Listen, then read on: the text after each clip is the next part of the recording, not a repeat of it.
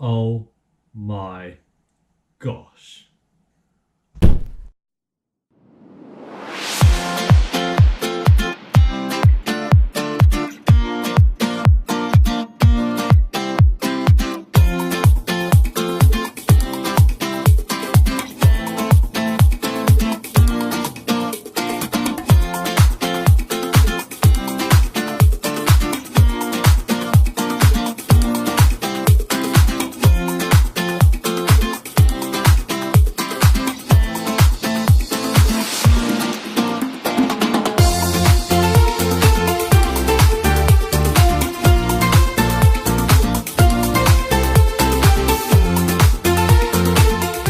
Hello everyone and welcome back to my YouTube channel. And it's over, it's done. But what an amazing experience it has been.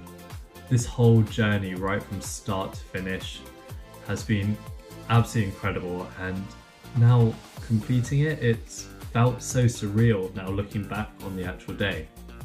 Here's how the day went.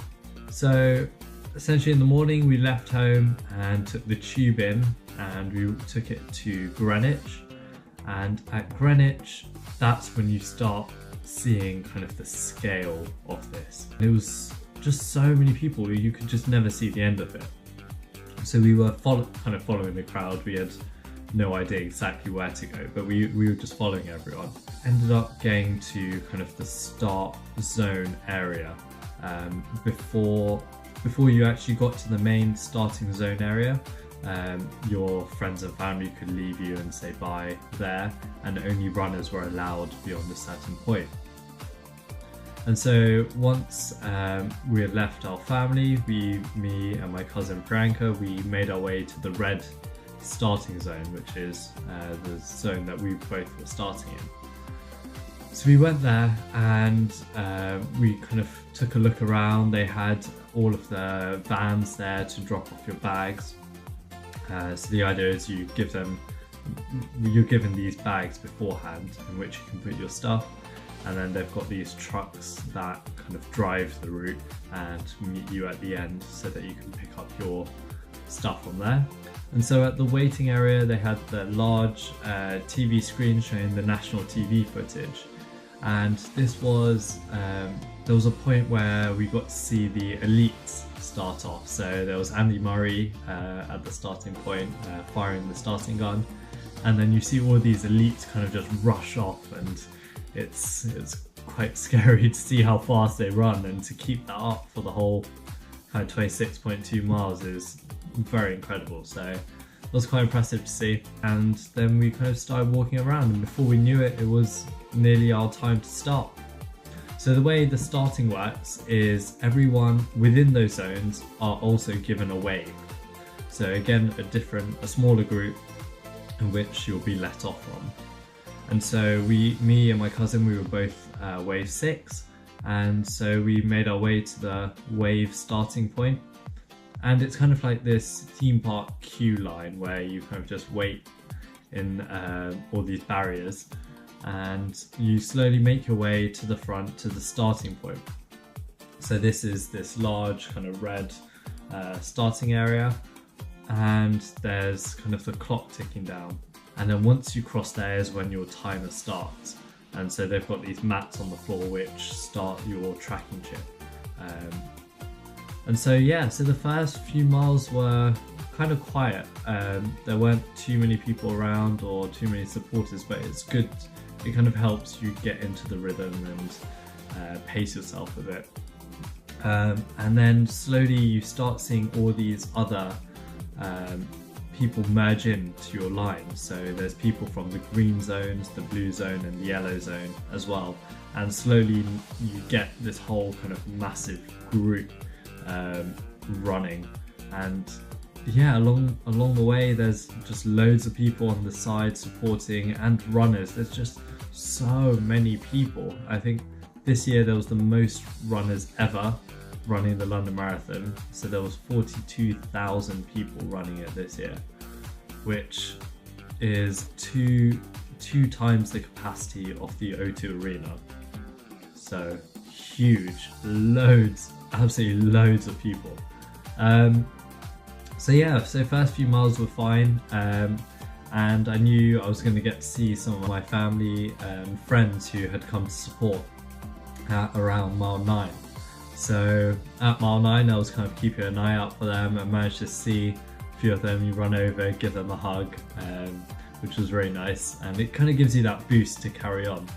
So that was really good. And so yeah, I was wearing a traffic cone hat on my head. So this helped the supporters kind of see me, and they could see me coming as I was running. And then yeah, along the way you would hear people just shout, "Conehead, keep going, Conehead." But yeah, no, that definitely actually helped the supporters kind of noticing me and seeing me, so that they could kind of shout my name to get me to run across. But yeah, so that was the first few miles were okay, and then kind of there was some issues with the tubes and stuff. So we were meant to see some of our friends and family at mile 11, 16. However, due to the tubes being so busy, they couldn't get to those points. So unfortunately, I didn't manage to see anyone between mile 11 and mile 23. And so this was a huge break away from people, and it was tough. I think I kind of hit the wall around mile 20, and that's when I was struggling a lot. Along the way, I was for kind of my hydration and nutrition, I was having some water. I had a bit of Lucozade, and the Lucozade gels. Those helped a lot in terms of giving you a quick boost of energy to carry on. So yeah, so the next point I saw someone was at mile 23, and that was such a relief and gave me that kind of final burst of energy to carry on. But they said when they saw me, I looked absolutely shattered, and yeah, rightly so. I was so gone and so mentally drained as well.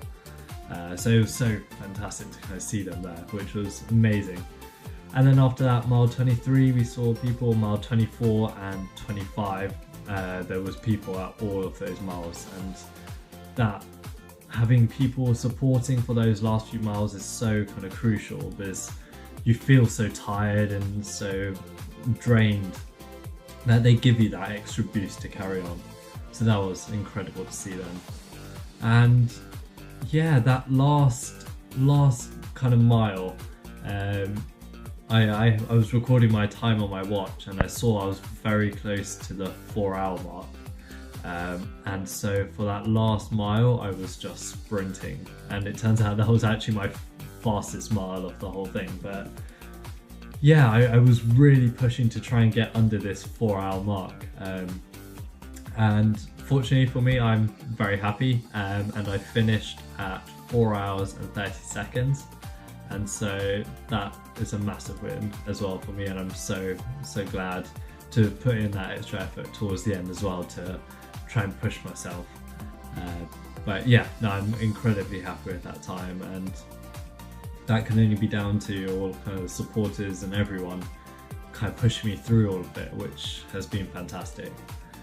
And then yeah, the end, you finish, you run through the arch, and they give you your medal. So this is the medal that they give you. There's there.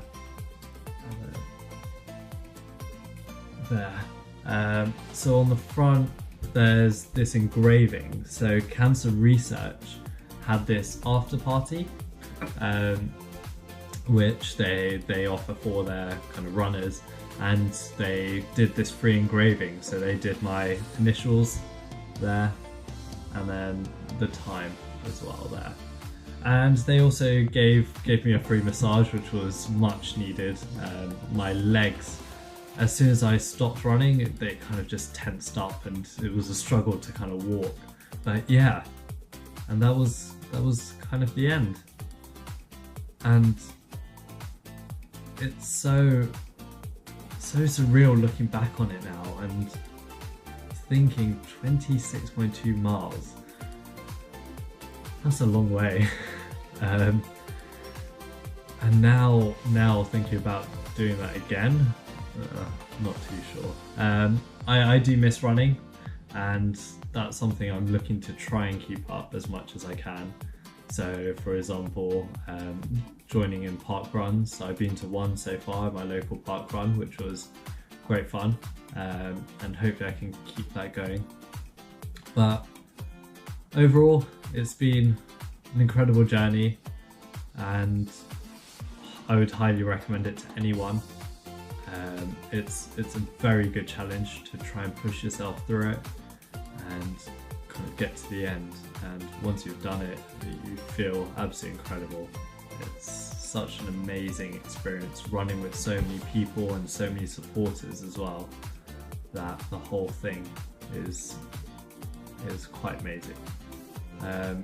But yeah, thank you all, each and every one of you, so much. This has honestly meant a lot to me, to be able to share this whole experience with everyone, and to have all of your support behind me every step of the way has truly been incredible and helped me in so many different times when I've been struggling with injuries and whatnot. Knowing that the support is there from everyone has really helped me continue my training and get to the end. So thank you so much. And yeah, that's all. Thank you. Bye.